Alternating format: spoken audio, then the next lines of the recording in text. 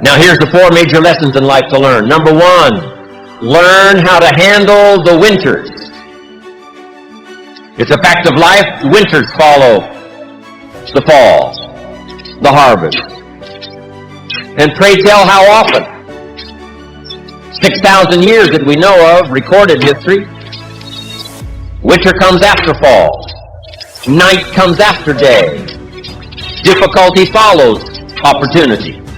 Recession always comes after expansion. It's been the rhythm of life for the last 6,000 years of recorded history. Let me give you the 4 major lessons in life to learn. Here's 4 majors. It's good to study the majors. In our weekend seminar we teach. Some people don't do well because they major in minor things. You've got to be on the lookout. At the end of every week, end of every month, you've got to check, make sure you're not spending major time on minor things. We go through that whole series. Majors and minors. Now, let me give you 2 phrases before we get to the 4 majors. This will set it up and you'll see where I'm going. 2 key phrases for your notes. Here's the first one. Life and business is like the changing seasons. That's the first phrase. Life and business is like the changing seasons. One of the best ways to describe life, it's like the seasons.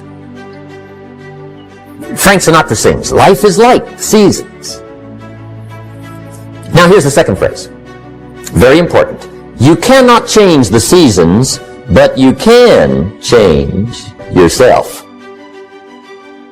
You can't change the seasons, but you can change yourself. And see, that's how life gets better for you. Not by chance, but by change. Now, here's the 4 major lessons in life to learn. I've got my first book finished. Came out a couple of weeks ago. This is in it. The 4 major lessons in life to learn. Here they are. Number 1, learn how to handle the winters. That's lesson 1. They come right after falls with regularity. Some are long and some are short and some are hard and some are easy, but they keep coming. You must learn to handle the nights. They come right after days. You must learn to handle difficulty. It comes right after opportunity. You must learn to handle recessions. They always follow progressions. For the last 6,000. See, it isn't going to change. The lesson you must learn is how to handle it. And there's all kinds of winters, right? The winter when you can't figure it out. The winter when it all goes smash. The winter when it turns belly up. The winter when it won't work, when you've run out of money and you've got a broken heart. See, those are winter times. There's all kinds. Economic winters, social winters, personal winters. When your heart is smashed in 1,000 pieces and the nights are unusually long, your prayers seem to go no higher than your head. It's wintertime. Barbra Streisand sings, "It used to be so natural to talk about forever, but used to be's don't count anymore. They just lay on the floor till we sweep them away. You don't sing me love songs, and you don't say you need me, and you don't bring me flowers anymore." A song of winter. But see, the disappointments come. Those are normal. That's part of life. But the question is, how do you handle it? How do you handle the coming winters and the disappointments and the downtimes? Well, you can't get rid of January by tearing it off the calendar. But here's what you can do. You can get stronger, you can get wiser, and you can get better. The winters won't change, but you can. And that's how life changes for you. See, before I understood, when it was winter, I used to wish it was summer. I didn't understand. When it was hard, I used to wish it was easy. I didn't know. And then Mr. Schoaf gave me a part of his very unique philosophy when he said, "Don't wish it was easier, wish you were better." See, that triggered my whole life change. Don't wish for less problems. Wish for more skills. Don't wish for less challenge. Wish for more wisdom. That's the key. So that's lesson 1. Learn how to handle the winters. Here's lesson 2. Learn how to take advantage of the spring. That's the second one. Spring is called opportunity. And spring follows winter. What a great place for it. If you were going to put it somewhere, that'd be the place to put it, right after winter. And pray tell, how often does spring follow winter? Every year with regularity, 6,000. You can almost count on it. See, opportunity always comes. Days follow nights. Isn't that terrific? Opportunity follows difficulty. But here's what you must learn to do. Underline these 2 words in that key phrase. Take advantage. Underline those 2. You must learn to take advantage of the spring. See, just because spring rolls around is no sign you're going to look good come fall. You gotta do something with it.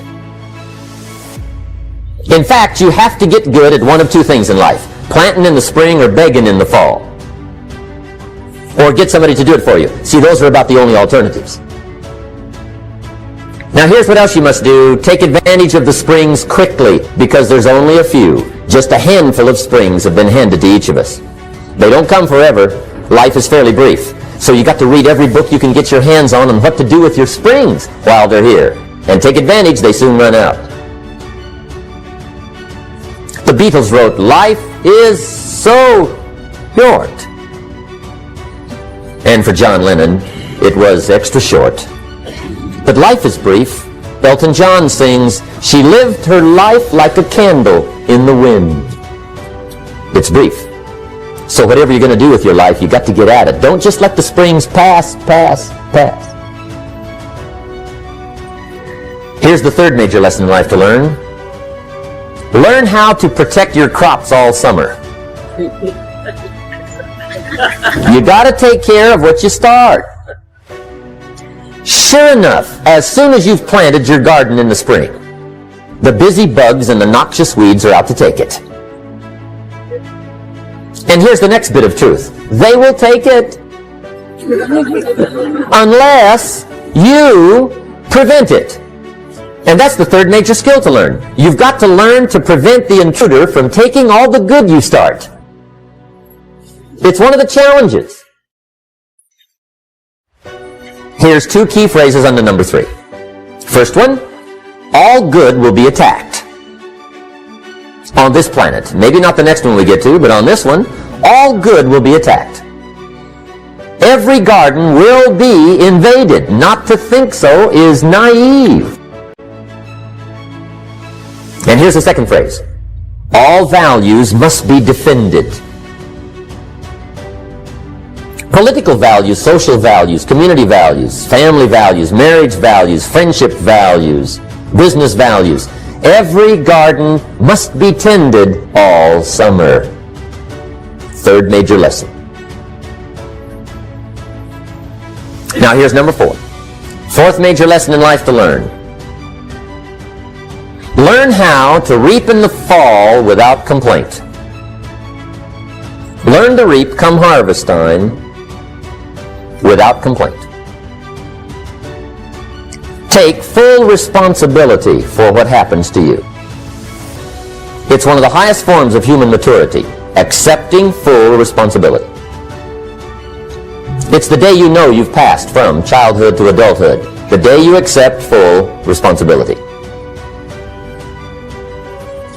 And another note, learn to reap in the fall without apology.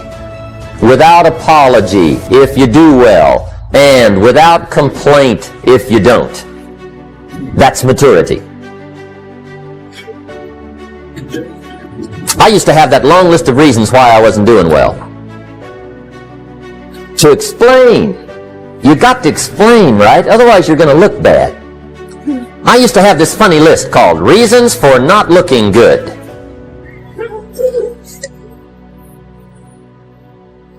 I used to blame the government. I mean, you can believe that or not. It was at the top of my list. I had a lecture second to none. The government. That was on my list. I used to blame taxes. Look what you got left after they take everything. and they expect you to do well. That was on my list there. Prices, that one's easy, right? You walk into the supermarket with $20, come out with a little half bag. So I had that on the list. I used to blame the weather. I blamed the traffic.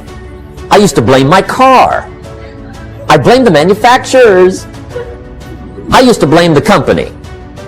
I blamed company policy. I used to blame the training program. I blame my negative relatives. They were always putting me down. I blame my cynical neighbors. They're just selfish, looking out for themselves. Won't loan you money? They were on my list. I used to blame the economy. I blamed the community. That's a pretty good list for not doing well, isn't it? I thought it was good. I'll never forget one day. Mr. Shelf was very kind, but he was also very blunt. And this was no exception. And I'm glad he was blunt. There's a lot of things I'd have missed if he hadn't have been blunt. One day, with sort of a curious look on his face, he said, "Jim, just out of curiosity, tell me, how come you haven't done well up until now?" Excellent question. I thought, well, so I won't look too bad, I'll go through my list. And this list I just gave you, I put that on him. And he was very patient. He let me go through the whole thing, the government, the weather. I went through this whole thing. When I finished, he looked my list over very carefully. He said, "Mr. Rohn, big problem with your list. You ain't on it." How brilliant.